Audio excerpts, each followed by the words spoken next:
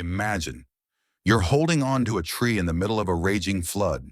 Below you, 12 feet of deep, angry water. Above you, a deadly cobra staring right into your eyes. One wrong move, and either you drown or you get bitten. This is not a movie. This is the real story of Asad Majeed from Rasool Nagar, Wazirabad, Pakistan. On the 28th of August, when the floodwaters of River Chenab swallowed entire villages, more than 900 lives were lost. Homes destroyed, cattle washed away, families torn apart. And in the middle of this disaster, Asad Majeed found himself face to face with death itself. Asad was a farmer. That day, he and his brothers were at their dam near the river. Suddenly, the roaring floodwater invaded the fields. He shouted to the others, "Take the boat and go. I'll untie the animals and follow." But in just minutes, the water rose to 10 feet high. 33 buffaloes, gone in the furious waves. To save himself, Asad climbed onto a pile of bricks. For a moment, he thought he was safe, until the flood swallowed even the bricks, dragging him away like a straw in a storm. Desperate, he fought the current and clung to a shisham tree. His family, watching from afar, saw him on the tree and sighed in relief. But nature wasn't done testing him yet. A sudden wave shook the roots, and the tree collapsed into the water. His brothers screamed. Everyone thought, "It's over. Asad is gone." But fate wasn't finished. Asad swam again. And 300 meters away, he saw another tree.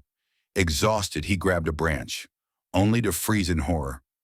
Right there, coiled on the top branch, was a 7-foot-long cobra, its hood spread, its eyes fixed on him.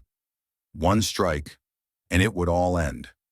And if he let go of the branch, the flood would pull him under.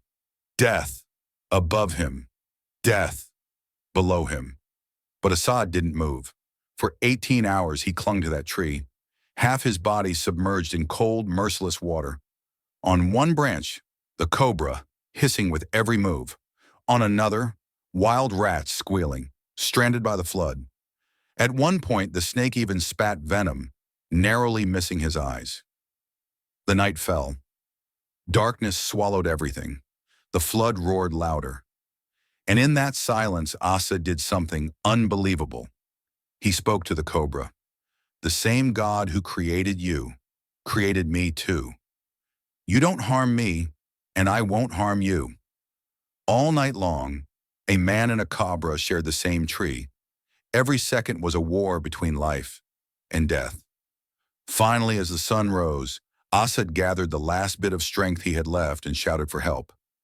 People in a nearby village heard his cries. A boat came cutting through the flood. And when rescuers arrived, they were stunned. There he was, alive, clinging to the tree. And right beside him, the cobra and the rats, still sitting on their branches, as if frozen in time. When Asad finally stepped into the boat, his body was safe, but his soul was trembling. To this day, whenever he remembers that night, the water, the snake, the cries of the rats, the darkness, his heart still shakes. This is not just a story of survival. This is a reminder that life and death can be just one heartbeat away. And sometimes faith and courage are the only weapons we have. What would you do if you were face to face with death like Asad?